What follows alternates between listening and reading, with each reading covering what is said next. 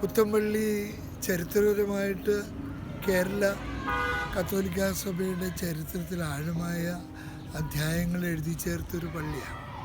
വരാപ്പുഴ ആയിരുന്നു കേരള കത്തോലിക്കാ സഭയുടെ ഒരു കേന്ദ്രസ്ഥാനം. പക്ഷേ അത് ലാറ്റിൻ സഭയുടെ കീഴിലായിരുന്നതുകൊണ്ട് വരാപ്പുഴയിലെ സുറിയാനിക്കാർക്ക് ഭയങ്കര ബുദ്ധിമുട്ടുണ്ടായി. അവർ മാനമ്പാടിയോട് ചേർന്ന് അവർ പണിത പള്ളിയാണ് പുത്തമ്പള്ളി എന്ന പേരിൽ ഇന്ന് അറിയപ്പെടുന്നത്.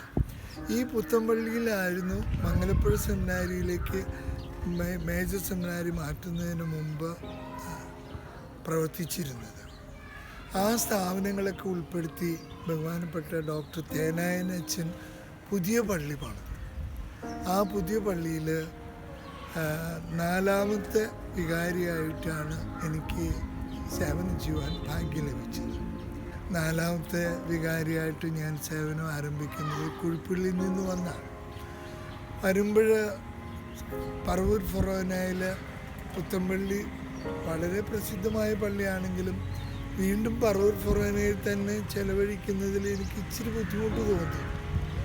എങ്കിലും പുത്തമ്പള്ളിയുടെ സാരഥ്യം ഏറ്റെടുത്തതിനെ തുടർന്ന് പഴയ പള്ളി റെനോവേറ്റ് ചെയ്യാനായിട്ട് ഗവൺമെൻറ് സ്കീമിനോട് സഹകരിച്ച് അതിൻ്റെ പണി പൂർത്തിയാക്കി 2013 ഡിസംബറിൽ അതിൻ്റെ പ്രതിഷ്ഠാകർമ്മം നടത്താൻ സാധിച്ചത് ഒരു ഭാഗ്യമായിട്ട് ഞാൻ കരുതുകയാണ്.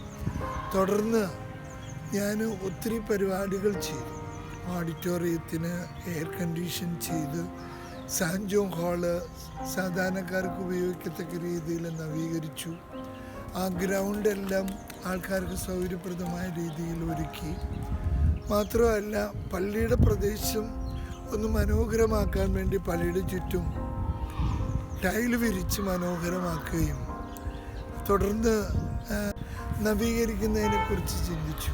കാരണം സെപ്റ്റംബർ മാസം വരുമ്പോൾ അവിടെ കുരിശിൻ്റെ പുകഴ്ചയുടെ തിരുനാൾ ഭംഗിയായിട്ട് നടത്തണം എന്ന് ഞാൻ ആഗ്രഹിച്ച് അതിനെക്കുറിച്ച് ആലോചിച്ച് കഴിഞ്ഞപ്പോൾ ഒത്തിരി പേര് മുന്നോട്ട് വന്നു.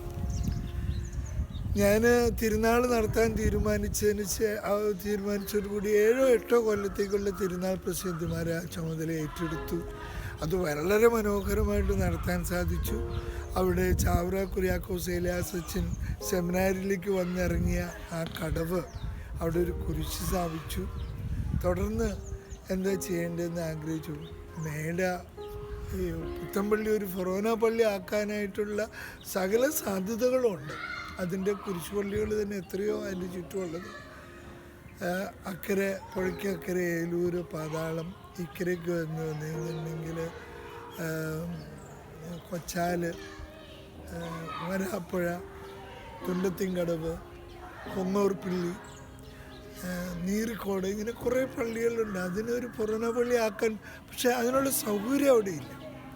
അതുകൊണ്ട് അതിനോട് വേണ്ട എത്ര സൗകര്യം ഒരുക്കാനും അച്ഛന്മാർ ഫൊറോന മീറ്റിങ്ങിന് വരുമ്പോൾ കൂടാനും റെസ്റ്റ് ചെയ്യാനായിട്ടുള്ള സൗകര്യങ്ങളൊക്കെ ഒരുക്കാൻ വേണ്ടി ഒരു പദ്ധതി ഞാൻ ആവിഷ്കരിച്ചു. കൈക്കാരന്മാരും കമ്മിറ്റികളും. പക്ഷെ അതിന് ഫണ്ടുണ്ടാക്കാനായിട്ട് പ്രാഥമികമായിട്ട് ചെയ്തൊരു പരിപാടി സിംതേരിലെ പഴയ കപ്പേള പൊളിച്ചു മാറ്റിയിട്ട് അവിടെ ഒരു 10-20 കല്ലറ പണിത്. അതുകൊണ്ട് പിന്നെ സിംതേരി നന്നാക്കി അതിനകത്തോട്ടൊരു കപ്പേള പണിതു. മിറ്റും അതിനു മുമ്പ് തന്നെ മിറ്റുമൊക്കെ ടൈൽ വിരിച്ച് ഭംഗിയാക്കി. പുതിയ മേട പണിയാനുള്ള പ്ലാനും പദ്ധതിയായിട്ട് പുതിയ കൈക്കാരന്മാരുമായിട്ട് ആലോചിച്ചിരിക്കുമ്പോഴാണ് എനിക്ക് ട്രാൻസ്ഫർ വന്നത്. ഇല്ലെങ്കിൽ ഞാൻ അതിൻ്റെ പണിയും കൂടി ഏറ്റെടുക്കുമായിരുന്നു. ഹൈസ്കൂളിനെ ഹയർ സെക്കൻഡറി ആക്കാനുള്ള നടപടിക്രമങ്ങൾ ആരംഭിച്ചതും എൻ്റെ കാലത്താണ്. മന്ത്രിമാരെ കാണാനും അതിനു വേണ്ട പേപ്പറുകൾ മൂവ് ചെയ്യാനുമൊക്കെ കൈക്കാരന്മാരെ സഹായിച്ചു കൊടുക്കുകയും ആവശ്യമുള്ളവർ നേരിട്ട് കണ്ട്. അതിനേക്കാൾ എനിക്ക് വളരെ സന്തോഷം നൽകുന്ന ഒന്ന്, പുത്തമ്പള്ളിയിൽ ബൈബിൾ കൺവെൻഷൻ നടത്താനായിട്ട് അനുവാദം ചോദിച്ചു. അപ്പോൾ ഞാൻ പറഞ്ഞു, ഇവിടെ ദൈവസ്വസ്ത്ര ഗീതങ്ങൾ കൊണ്ട് അലയടിക്കുമ്പോൾ ഈ പരിസരം മുഴുവനും പരിശുദ്ധമാകാൻ അനുഗ്രഹീതമാകും. അതുകൊണ്ട് നമ്മുടെ സ്കൂൾ പരിസരം വിട്ടുകൊടുക്കുന്നതിൽ എനിക്ക് തടസ്സമില്ലെന്ന് പറഞ്ഞപ്പോൾ എല്ലാവരും അതിന് സമ്മതിക്കുകയും അങ്ങനെ കൂനമാവ് കൺവെൻഷൻ പുത്തമ്പള്ളിയിലേക്ക് മാറ്റുന്നതിന് തുടക്കം കുറിച്ചത് ഞാനാണെന്നുള്ളതിൽ എനിക്ക് സന്തോഷമുണ്ട്. പുത്തൻപള്ളി കൺവെൻഷൻ തുടങ്ങിയ കൊല്ലം സെൻറ്റ് ജോർജ് സ്കൂളിന് 100% റിസൾട്ട് കിട്ടി എന്ന് പറയുമ്പോൾ ഈ ചരിത്രത്തിലെ ആദ്യത്തെ സംഭവമായിരുന്നു അത്. അതായിരുന്നു ഹയർ സെക്കൻഡറി ആക്കി മാറ്റാനായിട്ട് എനിക്ക് കൂടുതൽ പ്രേരണ തന്ന ഒരു കാര്യം. അങ്ങനെ എല്ലാ തരത്തിലും ഒത്തിരി ഓർമ്മകൾ ഉറങ്ങുന്ന ഒരു സ്ഥലമാണ് പുത്തൻപള്ളി. എന്നെ സംബന്ധിച്ചിടത്തോളം വളരെ കുറഞ്ഞ കാലം, 2 വർഷം മാത്രമേ ഞാൻ അവിടെ ഇരുന്നുള്ളൂ എങ്കിലും എല്ലാ മേഖലകളിലും കൈവച്ചു. പഴയ പള്ളിയിൽ തറയോട് മാറ്റാൻ പറ്റുകയില്ല എന്ന് പറഞ്ഞുകൊണ്ട് നീലർ ഉണ്ടാക്കിയിടാനുള്ള സൂത്രം പറഞ്ഞു കൊടുത്ത് പഴയ മരങ്ങൾ ഉപയോഗിച്ച് നീലറുണ്ടാക്കി. ആ കൂട്ടത്തിൽ 10-20 നീലർ പുത്തൻപള്ളിയിലും ഉണ്ടാക്കിയിടാനായിട്ട് തോന്നുന്ന ആൾക്കാർക്ക് ഒത്തിരി സൗകര്യപ്രദമായെന്ന് പറയുന്നത് കേൾക്കുമ്പോൾ ഒത്തിരി സന്തോഷമുണ്ട്. ഇങ്ങനെ ഒത്തിരി കാര്യങ്ങൾ ആലോചിക്കുകയും ആലോചിച്ച കാര്യങ്ങൾ നടപ്പിലാക്കാനായിട്ട് ഒത്തിരി ശ്രമിക്കുകയും ചെയ്തിട്ടുണ്ട് എന്നത് സന്തോഷത്തോടെ ഈ അവസരത്തിൽ ഞാൻ ഓർക്കുന്നു.